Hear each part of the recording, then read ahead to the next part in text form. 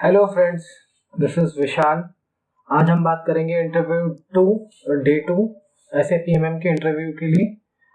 एक मेरी सीरीज पहले से ही ऑलरेडी चल रही है एसएपी एमएम के ऊपर, जो आप पैरेलली देख सकते हैं। इंटरव्यू के बारे में बात कर रहे हैं डे टू में।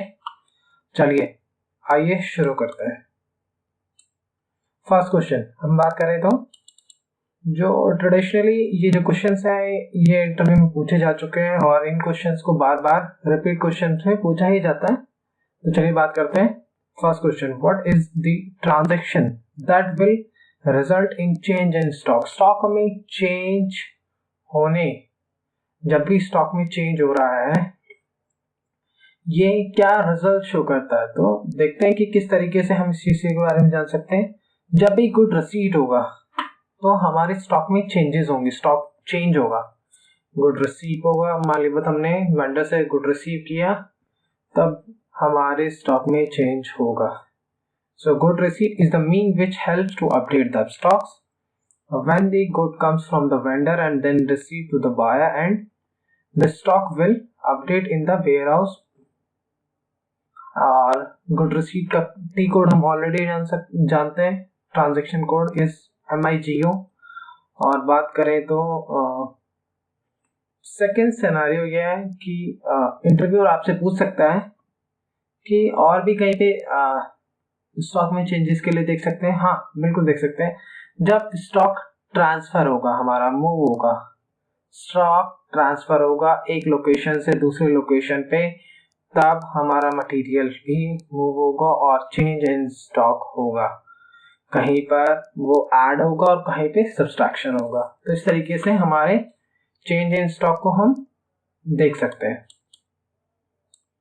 चलिए सेकंड क्वेश्चन के बारे में बात करते हैं। What is reservation. रिजर्वेशन क्या है। Reservation is a document used to make sure that warehouse keep a certain amount of material or a material ready for transfer or a later date.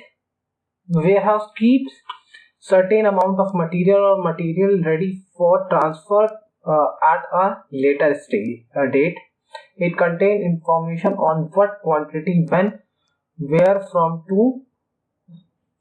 Reservation help effective procurement by utilizing the MRP system to avoid out of lack or stock situation.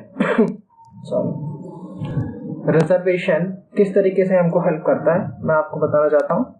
ये हमको इस तरीके से help करता है। ये एक इस तरीके का डॉक्यूमेंट है जब वेयर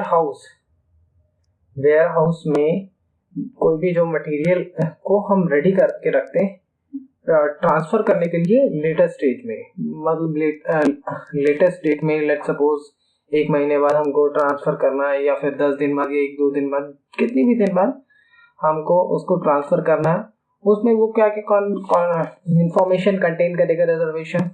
व्हाट, कौन सा मटेरियल, क्वांटिटी, कितनी क्वांटिटी, व्हेन, कब, कौन सी डेट को, वेयर, कहाँ पे जाना है, और टू जिसके पास जाएगा ये। तो ये सारी इंफॉर्मेशन रिजर्वेशन के अंदर प्रोवाइड की जाती है। और रिजर्वेशन क्या हमको हेल्प करता है, किस चीज में हेल्प करता है। जब भी हम इफेक्टिव प्रोक्योरमेंट करते हैं with the help of MRP system, avoid of lack of stock in situation. Let's suppose production assembly line chain चल रही है और उसके अंदर हमको मटेरियल की जरूरत पड़ रही है। तो जो हमें उसे मटेरियल की जरूरत पड़ रही है वो कॉन्टिन्यूस बेसिस पे हमको चाहिए।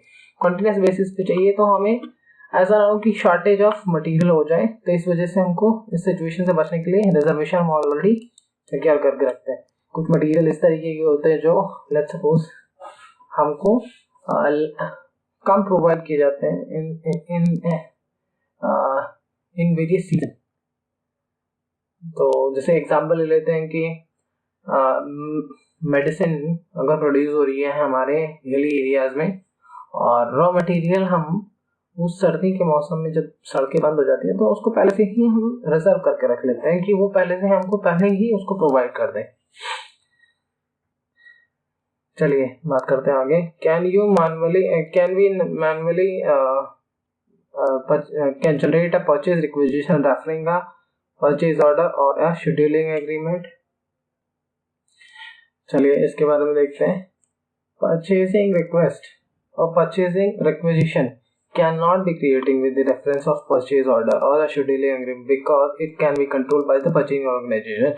Purchasing organization के सभी जितनी भी होती हैं सारी की सारी चीज़ें कंट्रोल की जाती हैं, तो डायरेक्टली हम ये चीज़ें क्रिएट नहीं कर सकते। ये भी क्वेश्चन पूछा गया था लेटेस्ट, और ये क्वेश्चन पूछा गया था एक्सेंचर में, मैं आपको बताना चाहूँगा। उसके बाद ये क्वेश्चन पूछा गया था टाटा मोटर्स में, जिसकी सब्सिडरी कंपनी है एक टाटा टेक्नोलॉजी। टाटा टेक्नोलॉजी के थ्रू टाटा मोटर्स में एंट्री मिलती है। डायरेक्ट टाटा मोटर्स कभी भी हायरिंग नहीं करता है, टाटा मोटर्स अपना सब्सिडरी कंपनी के बेसिस पे करता है, जो हमारी है टाटा टेक्नोलॉजी। और टाटा टेक्नोलॉजी में क्वेश्चन पूछा गया, how the good receipt and account related to inventory, GR कैसे रिलेट करता है हमारे अकाउंट से इन्वेंट्री पे। देखिए इसमें क्या है, if you are involve with the inventory then you need the good receipt और IR accounts, inventory accounts. When the IR is posted, inventory account is posted. If you are not involved about the inventory, then the system does not need GR. So account means when the IR is posted, the system need a GL instead of GR and IR account. जब भी हम good receipt करते हैं, good receive करते हैं vendor से, तो हमको उसको पोस्ट करना पड़ता है। वो एंट्री कहाँ पे होती है, हमारे GL अकाउंट पे। अगर वो GL अकाउंट में हमारी एंट्री होती है तो ऑटोमेटिकली ये हमारी अपडेट होगी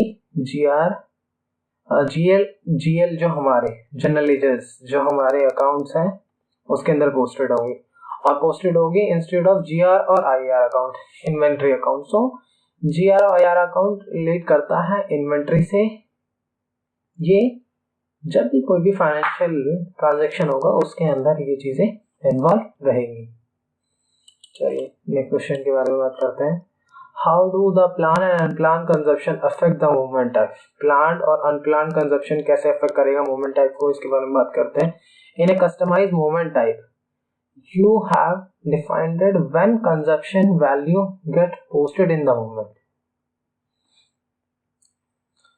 आपने अपना कस्टमाइज मूवमेंट टाइप आप अपने क्रिएट किया है।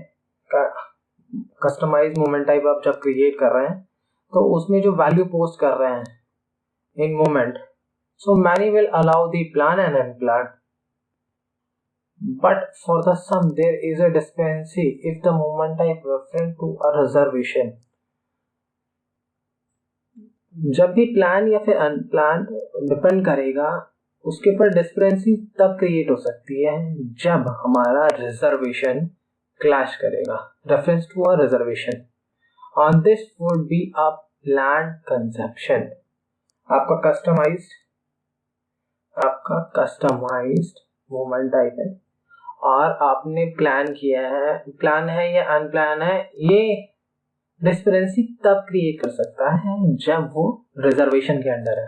अगर वो रिजर्वेशन के अंडर नहीं है तो इजीली मूवमेंट टाइप एग्जीक्यूट हो जाएगा। प्लान किसको रेफरेंस करता है, प्लान रेफरेंस करता है हमारा रिजर्वेशन को।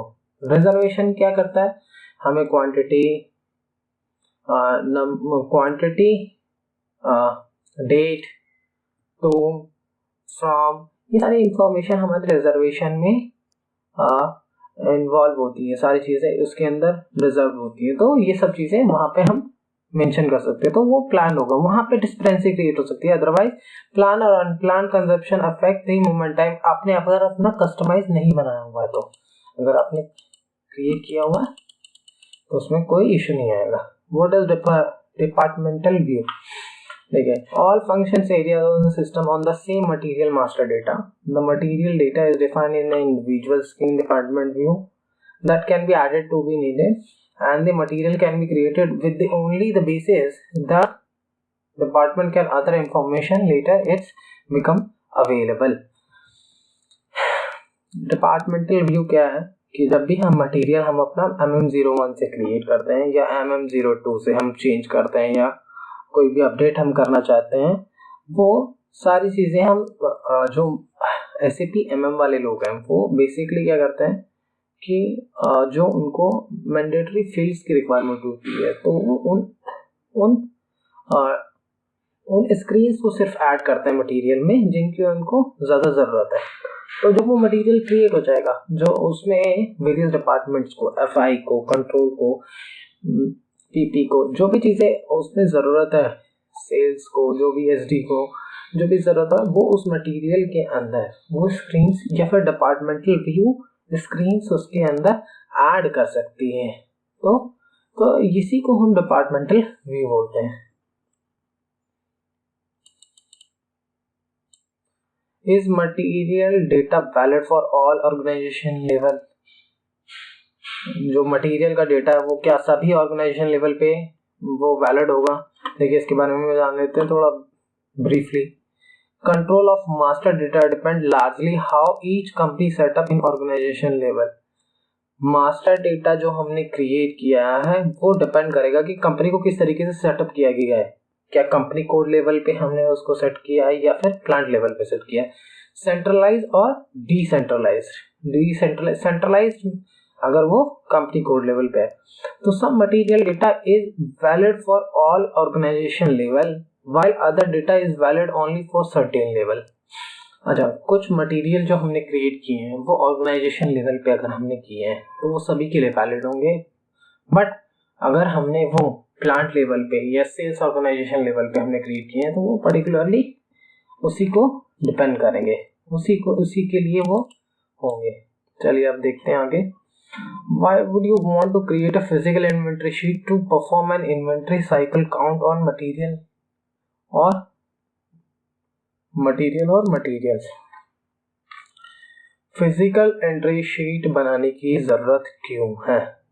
सबसे मेन इम्पोर्टेंट, हमको डेली अपडेट पे, रूटीन चेकअप पे हम जब भी अपनी जो इन्वेंट्री है उसको चेक करते हैं, शीट क्रिएट करते हैं और सारी इंफॉर्मेशन फिल करके हम वो करते हैं। एक्चुअल में जब भी हम जो ऑन द सिस्टम हमारे जो भी रिकॉर्ड शो कर रहा है मटेरियल के लिए वो वेरी कर सकता है फिजिकल फॉर्म में, क्योंकि क्या हो सकता है कि जो रॉ मटेरियल है वो टूट सकता है, डिके हो सकता है, खराब हो सकता है या कुछ भी मिसहैपनिंग हो सकती है रॉ मटेरियल के साथ, तो वो सब चीजें रहती हैं। तो for a cyclic count procedure physical inventory document need to be created. Physical document create करना जरूरी है and record the inventory level of the material being cyclic count. Cyclic तरीके से उसको काउंट किया जाता है और use the transaction of MICN transaction का यूज करते हैं और click on the execute on the screen batch input create the physical inventory document for the cyclic count, perform the following, click on the generate session button and click on the procedure with the button. The procedure detailed to create the physical inventory cycle counting in a batch में count किया जाता है rather than at a time based on the certain criteria. This would print physical inventory document for all material in batches that meet those requirement. ये हमारे physical inventory को check करने के लिए एक प्रोसीजर है और उसको MICN से हम अपना एग्जीक्यूट कर लेते हैं। चलिए आगे बात करते हैं। What is the difference between blanket purchase order and framework purchase order? Accenture में सबसे पहले जो भी इंटरव्यू होता है फिजिकली, जो वर्चुअली होता है, जो हमारा टेस्ट होता है 100 नंबर का, 110 नंबर का, उसमें ये क्वेश्चन आता ही आता है। उसमें ये क्वेश्चन पूछा गया है, in the general blanket purchase order are used for consumable material such as office paper with a short text with the item category B. They need a corresponding master record for the simplicity of the procurement. देखो blanket orders जो office में paper work होता है with short tax और इसको category में डाला जाता है। FO जो फ्रेमवर्क ऑर्डर होता है, framework order document type is used here. The purchase order is valid period is as well as the limit are भी मेंशन, उसमें लिमिट्स हमारी मेंशन रहती हैं। GR गुड रिसीव और service entry for the PO are not necessary in case of blanket और PO। Blanket PO purchase orders में हमको necessary नहीं है गुड रिसीव के लिए, गुड रिसीव की जरूरत नहीं पड़ेगी ब्लैंकेट परचेज ऑर्डर में। तो once you need to mention the account assignment category during the creation of purchase order, account assignment category की आपको जरूरत पड़ेगी परचेज ऑर्डर क्रिएट करने का। इट कैन बी यू और unknown and B charge at a time of IR के time पे इसको आप इजीली मेंशन कर सकते हो, इसमें आपको जरूरत नहीं पड़ेगी। बट आपको जो आपका फ्रेमवर्क ऑर्डर है उसमें आपको वैलिडिटी ऑफ पीरियड को मेंशन करना पड़ेगा। ये क्वेश्चन हर बार पूछा जाता है। What is a release procedure? Release procedure क्या है? सच हमको कोई लार्ज क्वांटिटी को बाय करना है या डिफरेंट क्वांटिटी को बाय करना है, या फिर कोई ऐसा मटेरियल परचेज करना जो बहुत ही ज़्यादा एक्सपेंसिव है या उसकी क्वांटिटी ज़्यादा है या उसकी कॉस्ट ज़्यादा है, तो उसे सर्टेन लिमिट तक कुछ पावर्स रहती है मैनेजर्स तक, तो उसको सीनियर मैनेजर से अप्रूव करना पड़ता है। ये इस तरीके का एक प्रोसीजर होता है, इसके बारे में पढ़ते हैं। Release procedure is approving a certain document PR और PO बाय क्राइटेरिया। देखिए रिलीज प्रोसीजर जो है हमारा purchase requisition as well as purchase order दोनों बेसिस पे लगता है, और ये भी इसमें भी क्राइटेरिया है। ये आइटम लेवल पे और